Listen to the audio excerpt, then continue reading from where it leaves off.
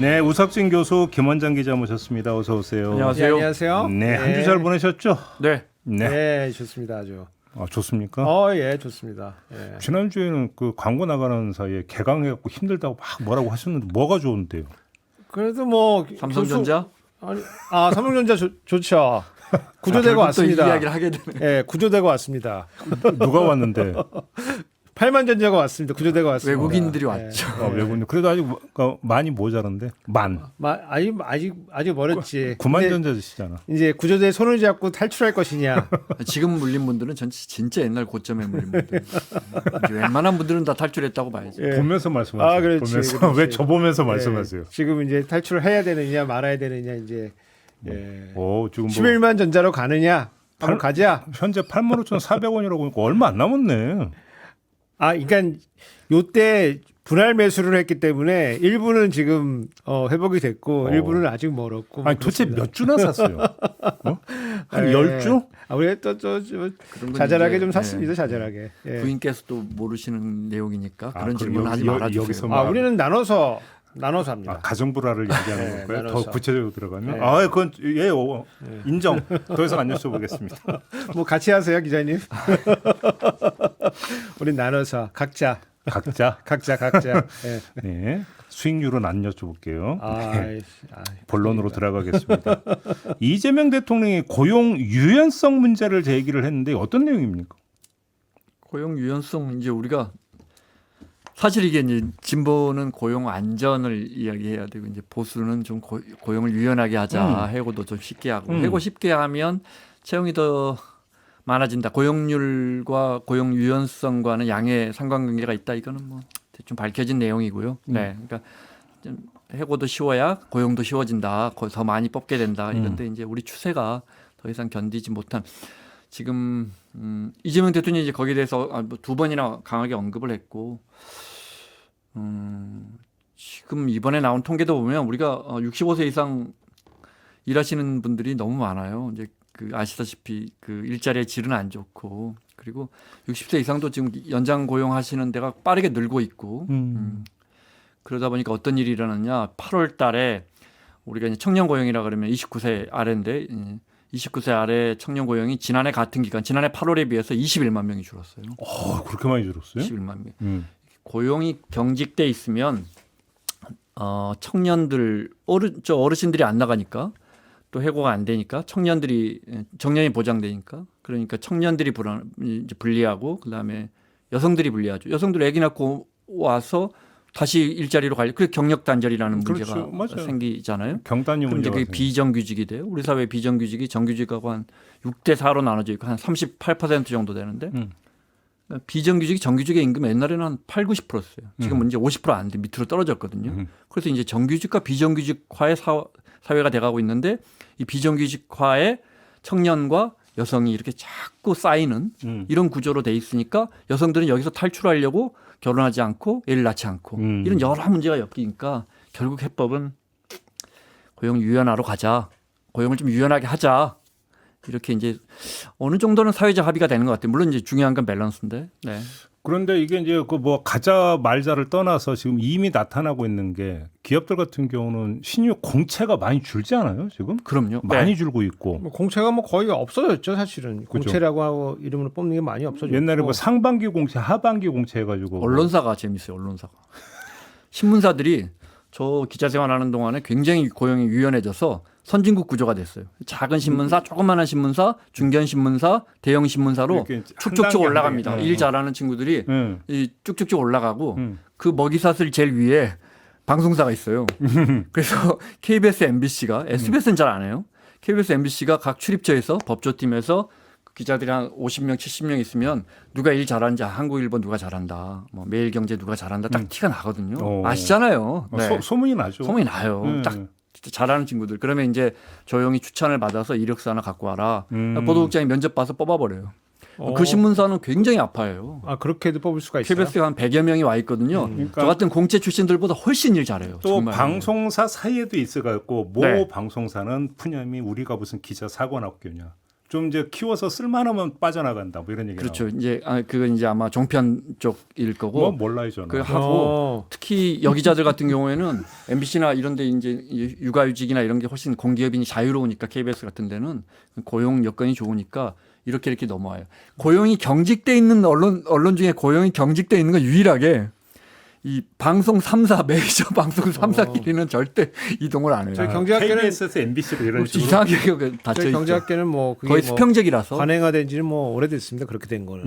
그래서 뭐 이제 학위 받던 사람들이 뭐 연구소 이런 데 자리 잡으면은 거기서 이제 뭐 약간 좀 작은 학교로 예. 먼저 움직이고 거기서 또 논문 실적 쌓아가지고 조금 더 중견 학교로 갔다가 예, 또 아주 잘하면은 또 이제 뭐 서울대나 연고대나 이런 데 좋은 데 가는 교수들도 이동 예. 많이 하더라고요. 그렇게 이제 가는 건 뭐 돼 있고 이제 전반적으로 그 이재명 대통령이 이제 그동안 그 노동계 중심의 여러 가지 정책들을 냈잖아요. 뭐 노란봉투법 이런 것도 또 있었고 뭐 중대재해처벌법도 있었고 그다음에 지금 최근에 이제 드라이브 걸고 있는 게 뭐 4.5일제 이런 것도 좀 드라이브 걸고 있고 그래서 그 기업들이 굉장히 좀 버거워하고 있고 그 와중에 이제 관세 관련된 문제도 있기 때문에 뭐 굉장히 불만이 많았는데 그 와중에 이제 노조들이 그 굉장히 좀 싫어할 만한 이런 얘기를 하면서 이제 고용 유연성 이제 아젠다를 던졌다는 측면에서 이제 그렇게 좀 참 달래기 측면이 좀 있는 거다 이제 그러면 기업들의 이재명 대통령의 그 발언에는 해고 요건도 좀 더 완화하자 이런 내용도 포함이 되어 있는 겁니까? 어떻게 해서? 그럼 노동계가 가만히 있지 않을 텐데 네. 고용 유연화에서 이제 우리나라는 어느 나라보다 해고 요건이 굉장히 강해요. 네, 그래서 아까 제가 이제 밸런스라고 말했잖아요. 노동계가 가만히 있지 않을 텐데 이 부분을 이제 제도화로 바꿔야 되는데 쉽지 않은 부분이죠. 좀 네. 대통령한테 뭐가 됐는지 모르겠지만 지금 그 노동시장을 보면은 지금 이제 구인 배수라는 게 있어요. 그건 또 뭐야? 구인 배수. 아니 그래서 경제학은 개념이 너무 많아. 그러니까 뭐 상황이 여러 가지니까 뭐 다양한 지표를 만들어 쓰는데 구인 배수라는 게 있는데 네. 그 뭐 이제 일자리를 찾는 구직자가 구직자 한 명 대비 일자리가 몇 개 열려 있느냐, 구인이 몇 개냐. 네. 그래서 보통 우리나라는 0.6에서 0.7 뭐 0. 좀 떨어질 때도 있지만 대충 0.6 정도로 보시면 되거든요. 그러면은 일자리 하나에 구직자가 2명 조금 안 되게 온다 이렇게 보시면 돼요. 그렇네. 그게 평균입니다. 그게 평균. 아, 그 예. 평균이에요? 그게 보통 과거 한 10년 보면은 그 정도가 평균입니다, 보통. 우리나라에서. 우리나라. 근데 최근에 이게 0.44로 떨어졌어요. 0.44로. 그래서 예. 구직당 한 명당 지금 일자리가 0.5개도 안 되기 때문에 일자리가 하나 오픈이 나면은 실직자가 이제 일자리 찾는 사람들이 보통 뭐 한 2명 넘게 오는 거예요. 그래서 경쟁이 좀 이제 심해진 상황. 이게 노동시장 상황입니다. 예. 상황이고 그렇기 때문에 지금 뭐 이거는 그 구직자 대비 일자리이기 때문에 노동 수요가 확 줄었다고 지금 봐야 되는 거거든요. 그래서 뭐 그런 거 고려해 보면은 노동 시장을 조금 더 열기 위해서는 뭔가 좀 기업적인 정책을 조금 더 내놓을 필요가 있고 특히 이제 청년들이 지금 굉장히 좀 어려워하는 게 기업들도 우리가 아까 기자님도 말씀해 주셨지만은 뭐 조금 작은 언론사에서 조금 뭐 이렇게 좀 가르쳐 놓으면 그 다음으로 움직이고 뭐 그거잖아요. 사실 정상적인데 왜냐면 큰 뭐 언론사나 뭐 큰 대기업에서 이 노동 시장이 좀 경직적이라고 생각을 하니까 우리 뽑을 바에는 우리 아주 검증된 사람 뽑는다. 이렇게 되다 보니까 그렇다면은 경력을 어디서 쌓으란 얘기냐. 그렇지. 이런 건데 또 이제 선진국 같은 경우에는 특히 미국 같은 경우에는 이게 아래도 나쁘지가 않기 때문에 가서 네. 여러 가지 경력 쌓으면서 할 수가 있는데 우리나라는 완전 이 근무할 수 있는 환경이 너무 차이가 나거든요. 그러니까 우리 일전에도 얘기했잖아요. 중소기업 다니다가 대기업으로 그럼 점핑이 되냐? 거의 안 되지 않느냐? 우리나라 네. 현실에서. 거의 안 아까 제가 됩니다. 말씀드렸잖아요. 결국 정규직과 비정규직의 그 벽으로 나눠진 사회가 됐단 말이에요. 근데 이제 미국 같으면 우리가 TV에서 보는 유명한 앵커들 다 20년, 30년 전에 저 방송사 들어와가지고 저 청소부터 하던 친구들이에요. 그 다음에 뭐 하냐면 이제 오디오맨이에요. 오디오맨. 청소하고 정리하다가 그 인턴 때죠. 이제 오디오맨 하면서 이제 배터리 가방, 지금 배터리 가방이 없지만 배터리 가방 들고 다니고 그러다가 이제 제일 먼저 뭘로 저걸 시키냐면 기상 기자로 이제 데뷔를 시키죠. 이렇게 해서 뉴스피드까지 쭉 올라가면서 연봉이 높아지면서 그 방송국에서 이제 로컬에서 뭐 LA 방송국으로 이렇게 스카웃되고 LA 방송국에서 다시 이제 뭐 그렇죠. 이렇게 뉴욕으로 오는 전국 그러면서 연봉이 전국 이제 뭐 방송으로 1억, 2억, 3억, 5억. 아니, 뉴욕타임즈가 왜 뉴욕타임즈예요? 뉴욕타임즈가 좋은 기자를 막 양성하는 시스템이 있는 거 아니고요. 그냥 미국 전체에서 기사 잘 쓰고 심지어 뭐 유럽에서 기사 잘 쓰는 사람에게 고액 연봉을 주고 데리고 와서 그래서 좋은 기사를 쓰는 거거든요. 간단하게 아니, 근데 고용 구조가. 그러니까 고용 유연성을 늘린다고 쳐요. 옳고 네. 그런 거 떠나서 네. 그냥 그러니까 한다고 치면 그럼 일자리를 그럼 기업 더 많이 만든다라고 아까 제가 말씀드린 연결될 수 것처럼 있어요? 어려워요. 그러니까 여기서 이제 이런 질문을 주신다면 그래서 그럼 고용을 얼마만큼 헐겁게 느슨하게 할 것이냐 이렇게 질문을 주신다면 참 어려운 문제입니다. 근데 그 부분을 통과하지 않으면 이 문제를 못 뚫습니다. 그러니까 우리 사회가 경쟁이 심하다 이건 분명한 상수입니다. 그런데 예. 일하면서 힘드냐 아니면 입사하면서 힘드냐 그 자격 요건을 갖추는 게 힘드냐 후자거든요. 입사하는 게 힘들죠. 입사하는 게 힘든 훨씬 거예요. 힘들죠. 고용 장벽이 높아서 힘든 거예요. 고용되면 교수님이시잖아요. 교수가 되기가 힘들어요. 교수 되기 된 힘듭니다. 다음에는 조금 느슨하다고 봅니다. 그럼 저는. 교수가 되고 나면 저는 선진국보다 느슨하다고 봅니다. 되고 나면은 뭐 교수님들에게 되는 것보다 조금 편하긴 합니다. 조금입니다, 많이입니까? 상대적으로 말씀드리는 거예요. 예를 들어 저도 이제 공기업에 28년 넘게 있었으니까 근데 이제 고용 안정이 주는 장점 정말 무시할 수 없습니다. 정말 열심히 일할 수 있는 그걸 주지만 그래서 어느 선까지 그걸 유연하게 할 것이냐 어려운 문제지만 사실 우리 사회에서 지금 당장 큰 틀에서 봐야 할 것은 입사의 벽이 선진국에 비해서 너무 높다. 그 이유는 내보내지 못하니까. 그러니까. 네. 근데 교수님이 보시기에 조금 전에 구인 배수 그 구인 배수. 올라갈 수 있다고 보세요? 조금 이제 올려야죠. 정책적으로 보면은 이제 올려야 되는 겁니다. 그거를. 그래서 아까 뭐 기자님 좋은 말씀해 주셨겠지만은 우리 수조에 물을 채우려면은 물이 빠져나가지 물이 차는 거거든요. 옛날에는 이제 수조가 막 커지니까 물이 안 빠져나가도 물을 채울 수 있었는데 지금 수조가 커지는 속도가 느리니까 물이 조금 빠져나가줘야 되는 건데 아무래도 좋은 일자리는 조금 덜 빠져나가니까 네.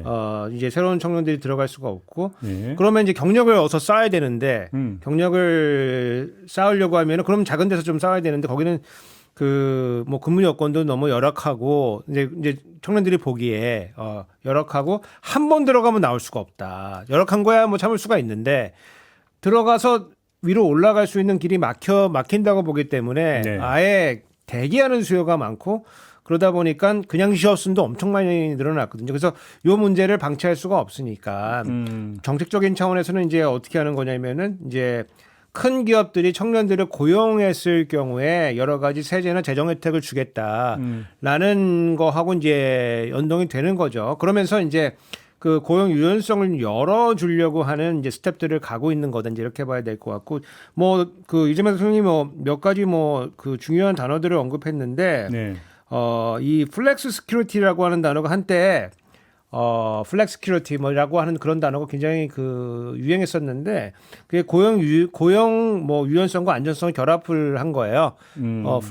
플렉서블하다 플렉서블하고 그다음에 안정성 스큐리티 그래가지고 안정성은 재정이 떠받들어 주는 겁니다. 뭐 고용보험이나 사회보장 시스템이 떠받들어 주고 예. 해고하고 이런 것들은 좀 기업이 좀 조금 더 유연하게 갈 수 있는 이제 그렇게 그래서 그 고용 유연성이라는 것도 뭐 여러 가지 저희가 개념화 이제 해볼 수가 있는데 뭐 제일 쉬운 게 해고할 수 있느냐 없느냐. 그렇겠죠. 근데 우리나라는 그 여러 가지 뭐 헌법이나 노동 관련된 법에서 그 해고의 그 유연성은 우리가 아주 많이 허용하고 있지는 않거든요. 네. 그래서 그런 것들은 단기간에 조정하기는 어려울 것 같고 그러면 이제 재배치할 수 있냐, 마음대로 재배치할 수 있냐 이게 뭐 성과에 따라서 능력에 따라서 일을 재배치할 수 있냐 그리고 그에 따른 임금도 조정해 줄 수 있냐 네. 이제 그런 이제 예컨대 뭐 공기업이라고 하면은 지금 이제 호봉대로 많이 돼 있는데 직무급제로 좀 전환하고 이런 것들을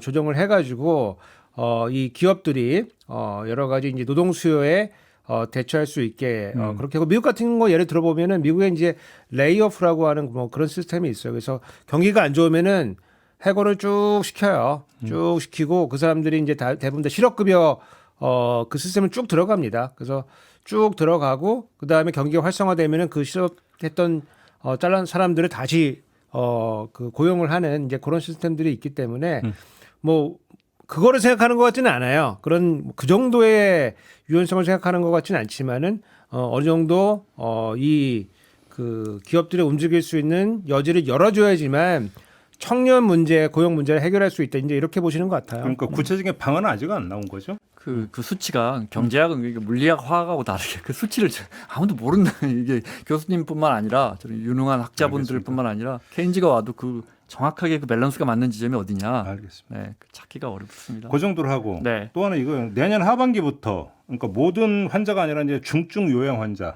네. 국한해서 이제 간병비 건강보험 적용을 해준다. 이건 좋은 소식 아닙니까? 좋은 소식이죠. 지금 간병비 저 대상자예요, 어머니. 네. 중증 이제 치매 환자든지 초고도라 그래요. 그러니까 의식이 없는 환자분들, 병원에 있는 분들 지금 1인실에 아니 6인실에 간병인 요양보호사 1명이 6명을 이제 방 안에서 이렇게 하고 있는데 한 300만 원은 한 달에 들어갑니다.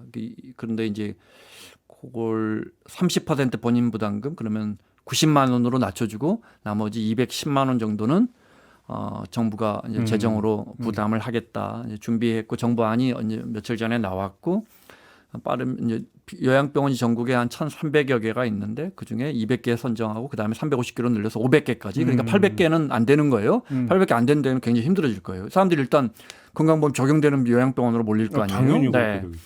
그래서 그렇게 지정을 해서 그 병원에서는 그 병원 500개 요양병원에 들어가면 본인 부담금을 30%로 낮춰주겠다. 뭐 이런 게 발표가 됐습니다. 아니 그러니까 지금 뭐 저도 이제 이건 뭐 경험한 바가 있는데 예를 들어서 이제 중증 요양 환자 거의 이제 임종을 앞두고 계신 네. 분들 이런 분들 이제 요양병원에 이제 그 모시는데 보통 간병인을 두는데 이제 그 1대1 간병을 하면 너무 비용이 비싸가지고 네. 지금 이제 김 기자가 말씀하신 대로 이제 간병인 한 분이 보통 한 6분을 이렇게 이제 그 케어하는 걸로 해가지고 6분의 네. 1로 나누더라고요.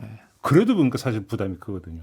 이것이. 네, 그러니까 뭐 우리가 뭐 간병 파산이라는 얘기가 있고 그리고 이제 뭐 부모님이 아프시면은 이제 뭐 형제 자매 뭐 자식들이 조금 이렇게 십시일반하고 이제 이렇게 하는데 우리나라 문화가 형제들끼리 이런 돈 얘기를 이렇게 잘할 수 있는 이런 문화가 또 아니잖아요. 또 거다가 싸우죠 또. 그러니까 이제 이게 이 형제들끼리 굉장히 좀 어려움을 겪게 되는 이제 이런 건데 사실 뭐 재정이 있으면은 죄송합니다. 네. 목이 매네. 목이 매는 얘기긴 해요. 목이 매는 네, 얘기인데 왜냐면 이게 우리 다 이게 현실입니다. 이게 현실이고 그럼요. 이게 제가 이제 뭐 중환자실에 이게 누워 있어 보면은 그 간병인이 보통 한 10만 원에서 15만 원 일일당 그리고 하루에. 예, 누가 오는지도 사실 모르고 사실은 그리고 그 돈을 준다고 해도 어떤 종류의 간병 서비스가 되는지도 사실 알기가 어렵고 그렇죠. 그리고 뭐 어떤 데는 전화해 보면은 뭐 일주일에 한 번은 뭐 안 오신다 아니면 뭐 한 달에 몇 번은 안 오신다. 환자 보호자는 뭐 입장에 잠깐 가서 이제 잠깐 얼굴 보는 정도로만 제한이 되니까. 뭐 그렇고 이제 또 금액도 이게 다 모든 게 커버가 되는 건지 여기다가 식대를 또 따로 드려야 되는 건지 그렇죠. 이게 아주 뭐 표준화가 뭐 잘 안 되어 있거든요. 그래서 돈은 주는 사람은 주는 사람대로 힘들고 네. 일하는 사람들 뭐 환자 간병하는 게 힘들잖아요. 그것도 힘들고 그리고 관리하는 차원에서도 힘들고 그래서 좀 뭔가 이 건강보험의 급여로 되면은 시장을 정비하는 효과도 있거든요. 이거 좋은 정책 같은데. 그 좋은 정책이 되는 거고 다만 이제 재원을 어떻게 조달할 것이냐 재원. 네, 재원 조달 이 문제가 하나가 있고 어느 정도나 재원이 필요한 거예요? 5년에 6조? 6조 5년에? 2030년까지 6조 5천억? 뭐 이제 지금 그렇게 추천이 되어 있고 그래서 매년 한 뭐 1조 좀 넘게 들어가고 있는 건데 뭐 우리가 건강보험도 재정도 지금 사실은 내년부터 적자. 굉장히 좀 힘들어지고 있는 상황이기 때문에 뭔가 다른 부분을 구조조정해야 된다 이런 것도 있고 그 다음에 이제 아까 이제 기자님 잠깐 말씀해 주셨지만은 전체 요양병원 중에서 일부를 지금 뭐 단기적으로는 200개, 뭐 중장기적으로는 500개를 한다는 거기 때문에 이게 이제 요양병원 사이에서 굉장히 이제 구조조정이 엄청 진행될 거거든요. 네. 여기다가 이제 요양원과의 관계가 또 있어요.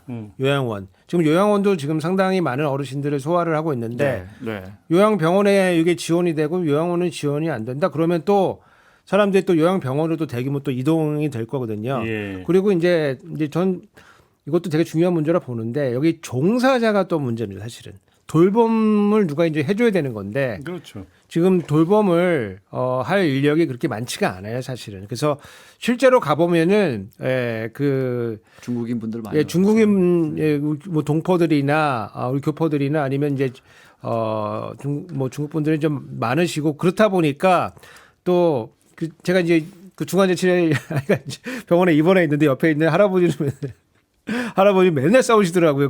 간병인하고. 예, 간병인 맨날 싸우시더라고요. 그래서 이게 뭔가 의사소통도 잘 안 되고 그래서 뭔가 여하튼 조금 질을 좀 담보할 수 있는 이 돌봄 종사자들을 수급하는 책에도 같이 고민을 해줘야 그렇죠. 된다. 제가 말씀하세요.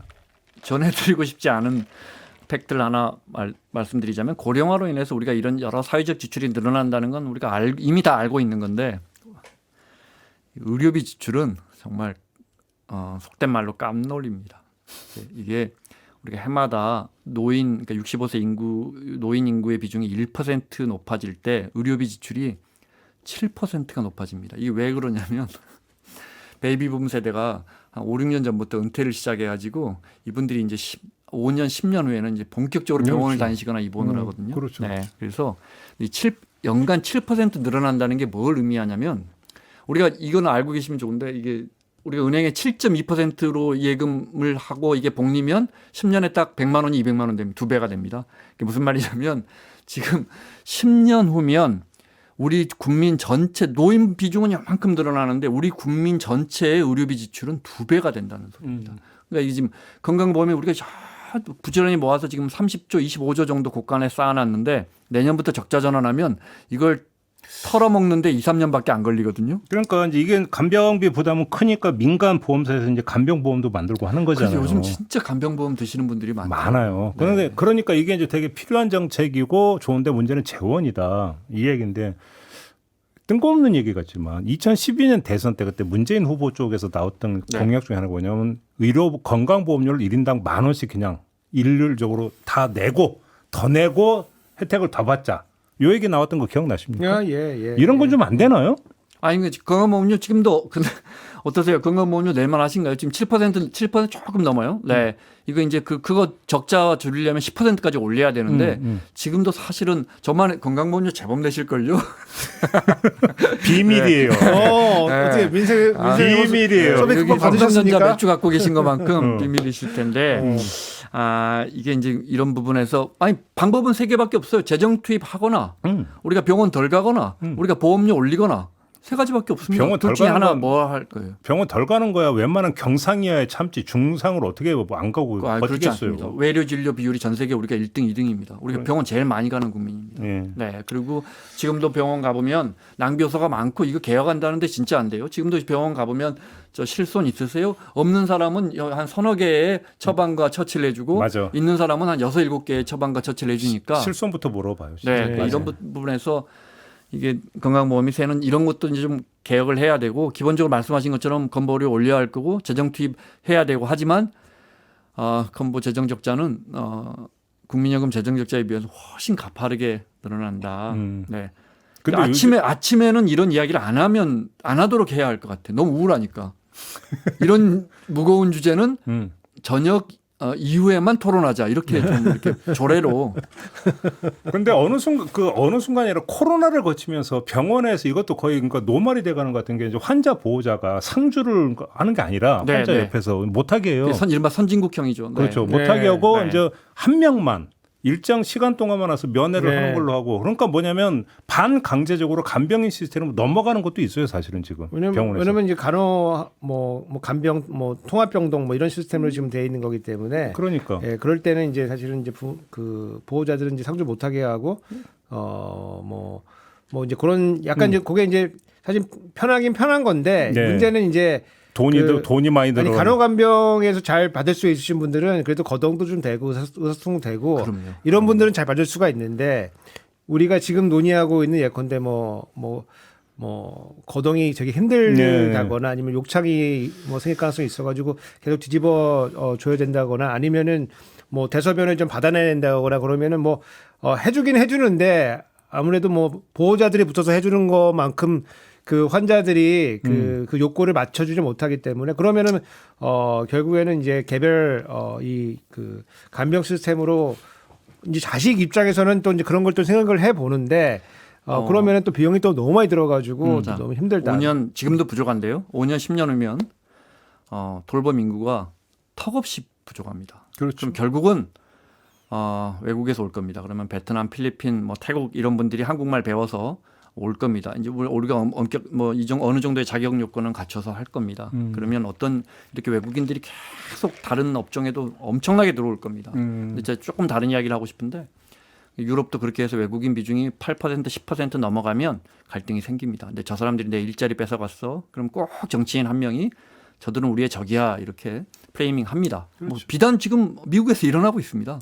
그렇게 해서 이제 사회 문제가 될 건데 우리도 이제 그런 걸 피하기 어렵다. 우리가 필요해서 부르면서 그 사람들도 열심히 와서 일하는데 사실 제 대학교 1년 후배가 미국 가서 간호사 자격증 따서 저기 뭐죠? 그 요양 간호사를 하는데 우리나라 의사만큼 벌거든요. 네. 우리도 이제 외국인들이 와서 그 자리를 채울 텐데 지금 벌써 외국인들이 우리 일자리를 뺏어가니까 중국에 건강보험 중국인들이 와서 적자 낸다는 거 아직까지도 그 블로그나 이런 거 나오거든요. 근데 제가 분명히 말씀드리지만 제도 바꿔가지고 2023년부터는 중국 사람들도 한 9천억 정도 보험료 내고 조금 50억 정도 덜 타가서 그 중국 사람들도 흑자로 전환했고 전체 외국인 우리나라 와 있는 전체 외국인들은 1조 원 가량을 9,500억 가량 흑자입니다. 그 사람들이 내는 보험료보다 병원을 덜 가서 그러니까 이런 편견들이 생겨날 겁니다. 제가 어디 책에서 봤는데 대만 같은 경우는 보면 이제 그런 것도 있더라고요. 지방 간병 해가지고 그러니까 이제 의식도 있는데 이제 만성 질환인데 네. 그런 경우 이제 집안에 이제 병원에 입원해 있는 게 아니라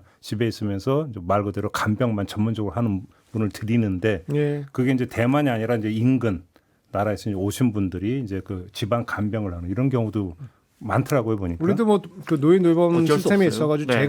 제가 집에서 하는 뭐 그런 것도 있고 그다음에 그러니까. 지금 그 이재명 정부의 뭐 돌봄 시스템이 뭐 커뮤니티 케어 이 자기 동네에서 다 이제 한번 통합 돌봄 시스템 뭐 이런 것들이 지금 진행되고 있기 때문에 아마 이런 것도 아마 그런 거에 이제 일환으로 볼 수가 있을 것 같습니다. 예. 그러니까 어차피 초고령화로 가기 때문에 이거는 뭐 거쳐가야 되는 과정이고 대책을 세워야 되는 건 분명한 사실 아니겠습니까? 네, 네. 그렇게 좀 정리를 해야 될 것 같고 짧게 좀 이것도 좀 맞으십시오.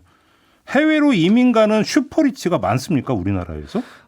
하여튼 제 주변에 일단 슈퍼리치가 없고 그러니까 뭐 우리도 없는데 큰 부자분들 근데 슈퍼리치가 2,400명이 있나요 우리나라에? 아니, 근데 기사를 보니까 슈퍼리치라는 기준이 그 기준이 뭐예요? 슈퍼리치가? 슈퍼리치라면 뭐 몇 조 원 있어야 되는 거 아니에요? 몇 조요? 네.